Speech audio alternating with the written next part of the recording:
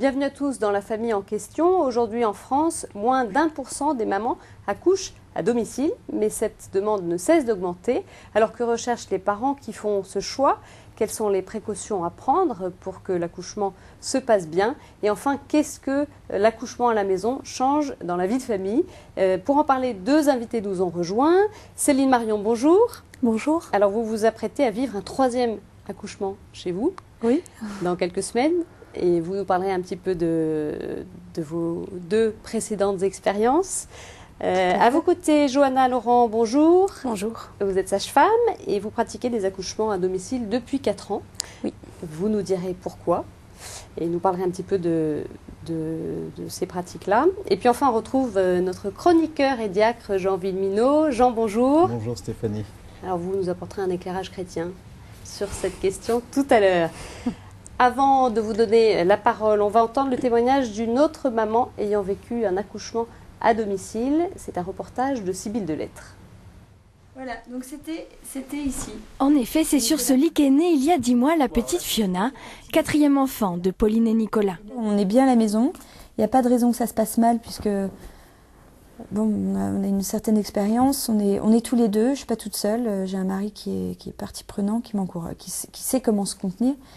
Maintenant, il faut quand même une sage-femme au cas où, parce qu'on n'est pas complètement fou, enfin, on est très responsable. C'est accompagné de Nathalie, sage-femme libérale, que Pauline et Nicolas ont accueilli leur petite fille.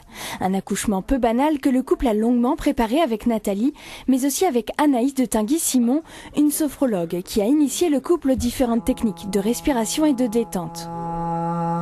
Etc. le plus longtemps possible. Il y a un réflexe de reprise d'air en fait qui est très bon. Le mari ou la personne qui accompagne en fait prend le ventre de la mère et pendant qu'elle fait ses exercices de respiration détente, il accompagne le bébé en le mettant bien vertical de telle sorte qu'il descende plus facilement vers l'ouverture. Après le début du travail, direction le premier étage, dans un bain, Pauline a poursuivi ses exercices. Là c'est la salle de bain où j'ai passé pas mal d'heures dans la baignoire. Je ne me rappelle plus combien, mais enfin, un certain temps dans la baignoire qui est là. On est détendu, on est dans l'eau chaude, donc on est complètement détendu et on peut respirer tranquillement. Et voilà, l'eau ça fait une contre-pression, donc on sent moins aussi la pesanteur des contractions. Pour la fin du travail, Pauline a ensuite rejoint la chambre du couple. Ça allait. Non, c'était très serein. Ce choix s'est imposé avec le temps. Après un premier accouchement dramatique en clinique où Pauline et son enfant ont failli mourir, la jeune femme décide de faire un maximum du travail chez elle. À tel point que pour les 2 grossesses suivantes, elle part un peu trop tard à l'hôpital. La 3e, Aliette, est même née sur le parking de la maternité. Après cette expérience, Pauline a donc tout naturellement décidé de rester à la maison. La dernière fois, quand elle m'a dit ça serait bien qu'on fasse un accouchement à la maison, je dis de toute façon, de fait c'est toi qui décides, parce que d'abord c'est toi qui donne naissance, mais si c'est fait, si c'est un choix comme ça qui est fait, il faut que ce soit bien fait, c'est-à-dire que tu sois préparé, que tu sois accompagné. Cet accouchement à domicile a aussi permis au couple de vivre un accouchement plus humain. Des liens se sont tissés entre le couple et leur sage-femme, un moment plus intime et personnel qu'à l'hôpital. Il y a quelque chose déjà qui se tisse, c'est un accouchement qui ne se fait pas de manière très... Comment dire ? Il n'y a pas un mode d'emploi pour les accouchements à domicile, c'est avant tout quelque chose de très émotionnel et un accompagnement très humain qui demande un lien, une confiance et une confiance mutuelle, tant le couple envers la sage-femme et la sage-femme envers le couple. Sans oublier les autres enfants de la famille. Le soir de l'accouchement, ils dormaient tous à la maison et ont eu la surprise de découvrir leur petite sœur en se réveillant le lendemain matin. On s'est bousculé un peu quand on est arrivé à la porte. Et on allait dire tous bonsoir à Fiona. Un don de Dieu qui s'est fait en toute simplicité pour cette famille. Alors Céline, une réaction sur ce reportage? Vous retrouvez un peu dans le témoignage de la maman qu'on a entendu? Oui, je m'y retrouve un petit peu. La seule différence, c'est que j'ai pas pu passer des heures dans le bain, mais sinon l'ambiance, le lien qui est tissé avec la sage-femme, oui, complètement. Johanna Laurent, quel est le profil des femmes qui viennent vous voir, qui souhaitent accoucher chez elles? Alors, principalement, c'est des femmes qui souvent ont fait ce choix. Moi, le plus souvent, c'est des primipares, donc des mamans qui attendent leur premier bébé. Et souvent, c'est des femmes qui font déjà aussi attention à leur alimentation, à leur façon de se soigner. Et donc, elles réfléchissent beaucoup dans tous les domaines de leur vie. Et donc, pour leur grossesse, pour leur accouchement, elles ont envie de quelque chose de plus naturel ou qui leur correspond plus que le suivi classique. Ça s'intègre un peu dans une philosophie de vie, une démarche globale de la mère?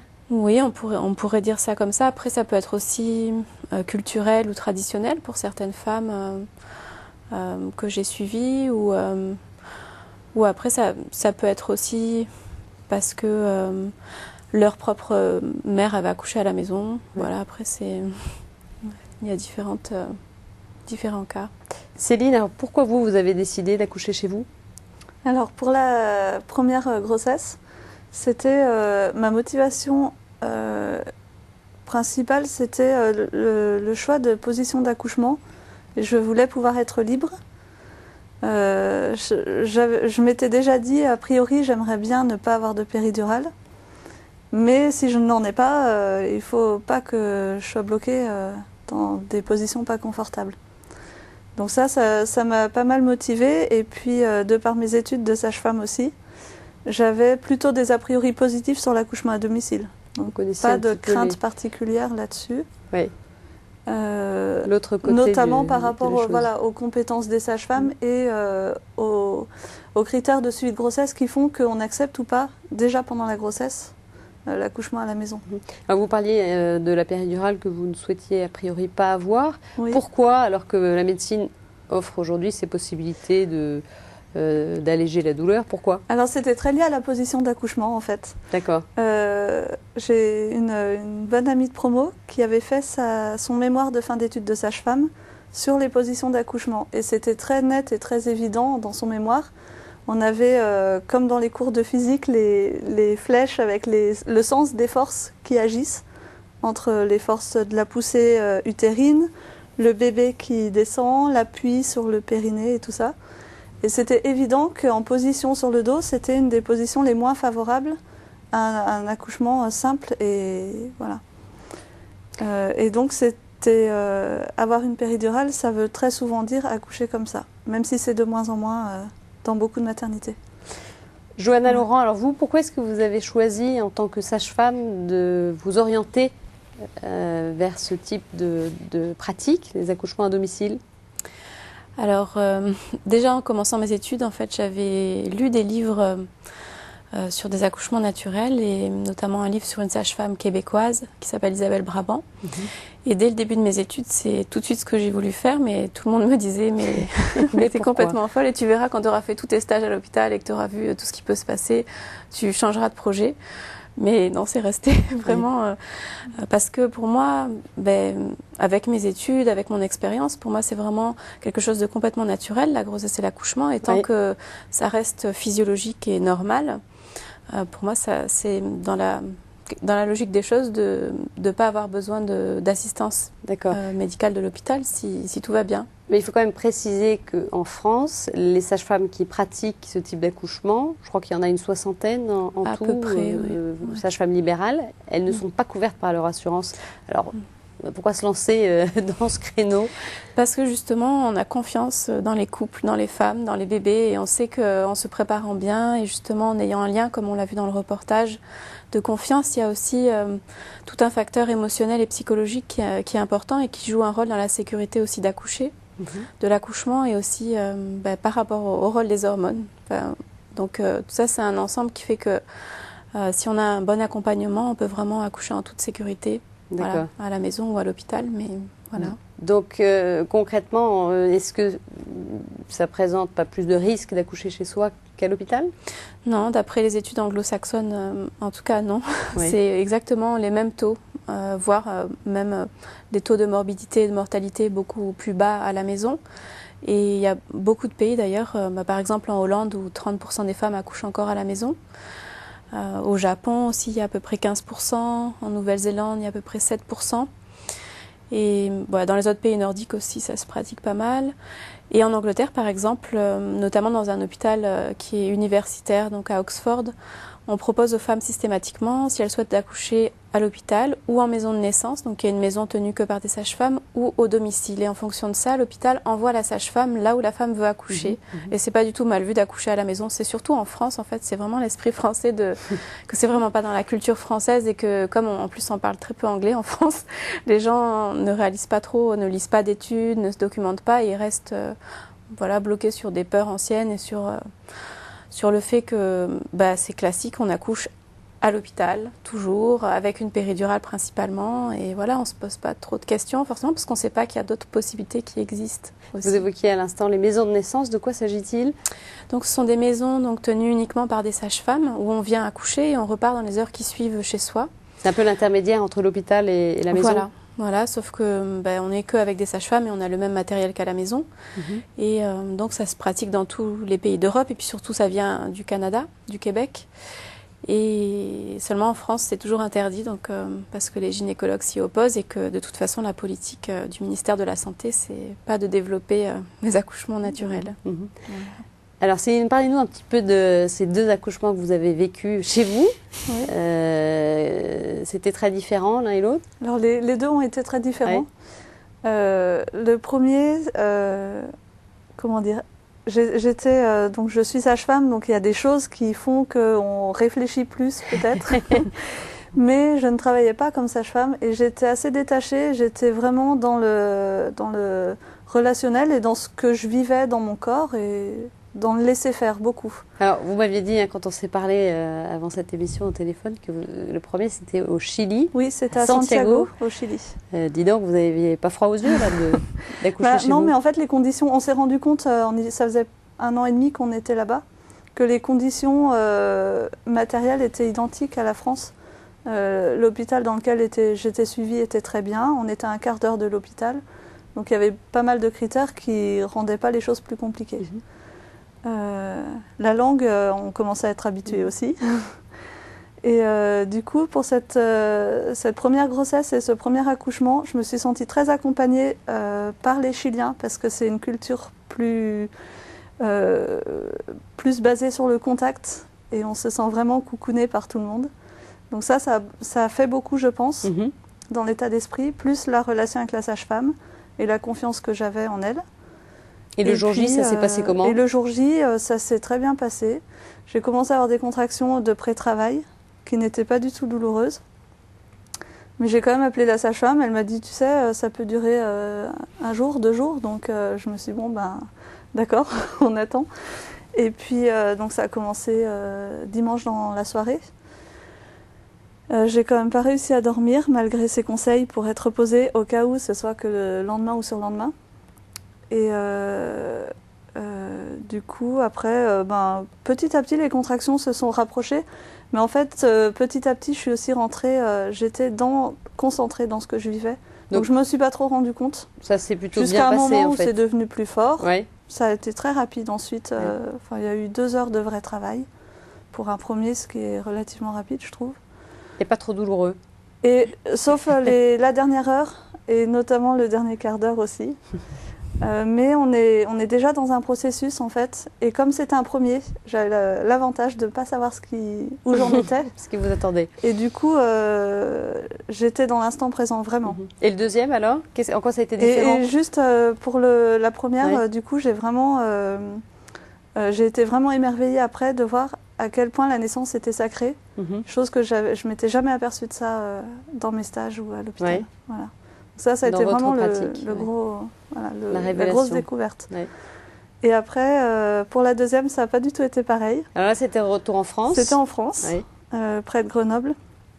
Ça a été très rapide aussi. Et surtout, en fait, on avait l'aîné qui avait 2 ans, pas tout à fait 2 ans, qui était avec nous. Donc la concentration et le recueillement sur ce qu'on vit, c'est pas du tout la même chose avec un petit enfant à s'occuper. Ah oui, ça doit être un peu compliqué, ça, non, de gérer. Oui, du coup, c'est pareil. Au début, je m'en suis pas tellement aperçue. Puis au bout d'un moment, quand même, on se dit, si, je suis bien en train d'accoucher. Donc la sage-femme est arrivée et j'avais une amie qui était prévue pour venir garder l'aîné. Oui. Et elle habitait loin, en fait. Enfin, on connaissait pas grand monde vraiment sur place. Donc elle habitait un petit peu loin et l'amie qui est venue est arrivée après l'accouchement. Donc j'ai pas du tout eu le recueillement et l'intimité qu'on avait eu pour la première. Et tout ça a été très très vite aussi parce que le travail a duré 1h30. Oui. Donc la sage-femme a quand même eu le temps d'arriver, mais voilà, j'étais beaucoup moins sereine, plus préoccupée par plein de choses autour. Et je pense que l'aspect être à domicile, ça ne suffisait pas à ce moment-là. Enfin voilà. En tout cas, ça ne vous a pas découragé pour autant, puisque vous allez dans quelques semaines non, accoucher chez vous. Parce qu'en fait, les raisons qui ont fait que je ne l'ai pas très bien vécu pour la deuxième, c'est pas le fait d'être restée à la maison, parce que si j'étais partie à l'hôpital, le problème de la copine aurait été le même, qui habitait loin. Ça a été très vite sur la fin, du coup, j'aurais peut-être accouché dans la voiture. Avec quand même la famille là, donc ça n'aurait pas forcément été idéal non plus. Donc là, on se prépare différemment en fait. Johanna Laurent, quelles sont justement les préparations, les méthodes de préparation d'une femme qui va accoucher chez elle? Comment vous l'accompagnez durant sa grossesse? Alors moi, en général, je les vois une fois par mois pour leur suivi médical de grossesse. Et pour les préparer, en général, je les vois une fois en individuel et une fois en groupe. Elle voit un médecin en parallèle ou pas forcément? Non, pas du tout. Non, il n'y a pas de besoin. On est complètement autonome pour suivre la grossesse, l'accouchement, l'après-accouchement, tant que tout reste physiologique, normal. D'accord. Donc il n'y a pas de problème. Donc moi, principalement, je les prépare avec une méthode que je viens de terminer un diplôme universitaire, donc de gymnastique sensorielle périnatale et donc c'est à la fois une thérapie manuelle et une thérapie gestuelle. Donc c'est des mouvements qui préparent à la gestion de la douleur, qui favorisent aussi le lien avec le bébé et qui préparent l'effort de l'accouchement. Quelles sont leurs craintes? Qu'est-ce qu'elles vous expriment comme peur avant d'accoucher? En général, elles sont assez confiantes. Alors non, il n'y a pas de crainte en tout cas vis-à-vis de l'accouchement, ou alors c'est plutôt la crainte de l'inconnu finalement, parce qu'elles ont souvent, enfin pour les premières en tout cas, c'est comme elles n'ont jamais accouché, ça va être plutôt ça. Après sinon, non, je pense que pour les femmes qui ont déjà accouché, après c'est effectivement plus la crainte, c'est comment s'occuper de l'aîné ou des aînés, quoi. C'est souvent ça le problème. Et sinon non, chez les femmes, non, c'est plutôt les papas qui sont souvent un peu plus angoissés, qui ont plus de crainte en fait que les mamans. Ouais. Parce que pour eux, pour l'homme, c'est vrai que pour lui, la sécurité, c'est important. Et souvent, la sécurité, c'est l'hôpital, dans notre culture en France en tout cas. Mais c'est-à-dire qu'ils sont parfois un peu plus stressés, mais donc on se prépare aussi pour préparer aussi les papas à être le plus zen possible. Mais de toute façon, ils sont pas obligés, s'ils n'ont pas envie d'assister à l'accouchement, du moment qu'ils sont dans la maison ou dans l'appartement, après ils font comme ils sentent aussi. Donc, mais souvent, de toute façon, ils restent avec leur partenaire et ils sont contents justement de pouvoir être acteurs en fait et pouvoir soutenir leur femme, et plutôt qu'à l'hôpital ils sont plutôt en retrait et ils se sentent un peu impuissants, alors que là c'est vrai que le père il a vraiment plus de place aussi, s'il le souhaite. Et Céline, alors votre mari était content de ce choix? Alors j'imagine peut-être un choix à deux, mais en tout cas au moment des accouchements, comment est-ce que lui les a vécus? Le premier, il était tout à fait d'accord, mais il m'a suivi parce que comme Johanna disait, dans la culture, on ne connaît pas trop la possibilité de l'accouchement à domicile, donc il ne l'aurait peut-être pas envisagé autrement. Oui. Et finalement, il a été très content. Et c'est lui qui a insisté pour la deuxième. Il voulait. Et là, on était tous les deux tout à fait... c'était logique. Enfin, d'accord. Voilà. Alors, on en revient au jour de l'accouchement. Johanna, comment ça se passe? Enfin, vous arrivez... quand le travail commence à se faire, j'imagine, la maman vous appelle. Oui. Vous avez un matériel spécifique? Oui, donc j'ai en fait le même matériel qu'à l'hôpital. J'ai un monitoring, mais que je n'utilise pas forcément. J'ai un Doppler donc pour écouter les bruits du cœur du bébé. J'ai un tensiomètre, j'ai de quoi perfuser la maman, j'ai des médicaments anti-hémorragiques. D'accord. Donc finalement, c'est pas si différent sur le plan médical que d'être à l'hôpital. Non, on a le matériel de première urgence comme à l'hôpital. Après, s'il y a des complications, alors c'est là où s'il y a des complications, ça on peut transfère la devenir maman. Mais de problème. toute façon, il faut savoir que la maman est toujours inscrite dans un hôpital, Oui. qu'elle a un dossier, qu'elle a vu l'équipe au moins 2 fois, une fois en début de grossesse et une fois en fin de grossesse, qu'elle a vu l'anesthésiste. Et que, moi en tout cas, mes patientes, l'hôpital sait qu'elles souhaitent accoucher à la maison. Ils savent que c'est un projet Oui. et ils sont OK pour venir s'il y a besoin d'un transfert. On est les bienvenus et donc on est tout de suite pris en charge s'il y avait un besoin d'urgence. D'accord. Mais À partir de quand est-ce que vous décidez que il faut l'intervention d'un tiers, il faut appeler le SAMU ou... Alors, soit en fait, c'est vraiment quand on sort de la physiologie, c'est-à-dire que pour pratiquer les accouchements à la maison et accompagner les femmes, ça c'est vraiment très important, c'est de bien connaître les bases de physiologie, c'est-à-dire tout ce qui doit se passer normalement pour une grossesse, un accouchement et après un accouchement. Donc ça, c'est vraiment une grande sécurité. Donc déjà, si on voit qu'on s'éloigne de la physiologie, c'est-à-dire qu'il y a des signes que c'est en train de passer à un travail pathologique, ou qu'on perçoit qu'il y a plus de risques, ou qu'on le ressent aussi, parce qu'on développe aussi beaucoup un ressenti, en plus de toute notre technique, tout notre matériel. Et ça vous est déjà arrivé d'être exposé à ça pendant un accouchement, de dire là, on a besoin d'un médecin dans votre pratique? Non, la plupart du temps, c'est parce que les femmes souhaitent y aller et puis parce qu'aussi on est tous très fatigués quand ça fait... Souvent, c'est quand le pré-travail a été très long et puis que ça fait plusieurs jours et que, en fait, ça a plus de sens de rester à la maison. On a besoin d'une aide extérieure. Voilà, moi, j'ai jamais eu d'autres soucis, mais de toute façon, principalement, on voit dans les pays où les femmes accouchent le plus à la maison, les transferts se passent très bien parce que, de toute façon, en général, on est toujours quand même assez proche d'un hôpital. On appelle le SAMU ou alors on y va en voiture et de toute façon, on a de quoi gérer les premières urgences. Donc donc après, on se rend à l'hôpital et on est pris en charge. D'accord. Merci à toutes les deux. Merci. Jean, alors, vous écoutez tout ça attentivement? Oui, j'écoute avec admiration.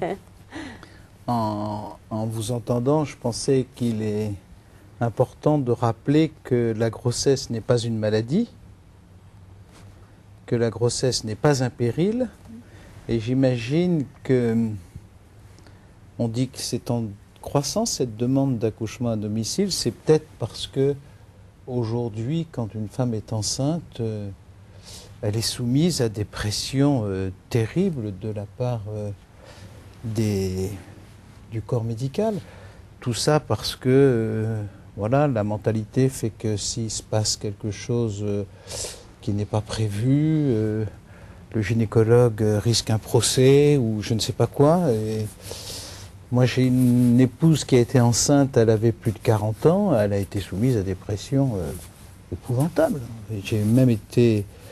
À un moment, j'ai pris la décision de l'accompagner systématiquement à toute visite pour qu'elle ne soit pas agressée, alors que le gynécologue était quelqu'un de tout à fait humain et de tout à fait compétent.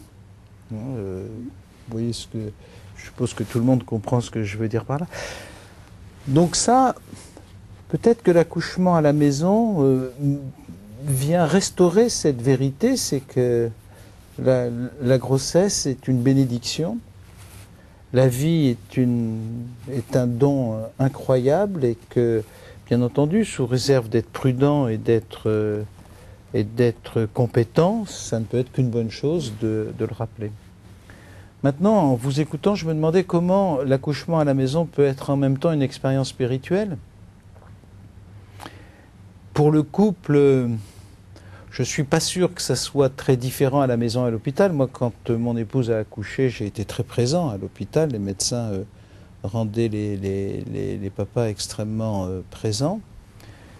Mais c'est sûr que, tout à l'heure dans le reportage, on a entendu « il est né là » ou « elle est née là ». Bon, il y a quelque chose de fondateur, sauf si on déménage. Après ça, évidemment, il y a quelque chose qui...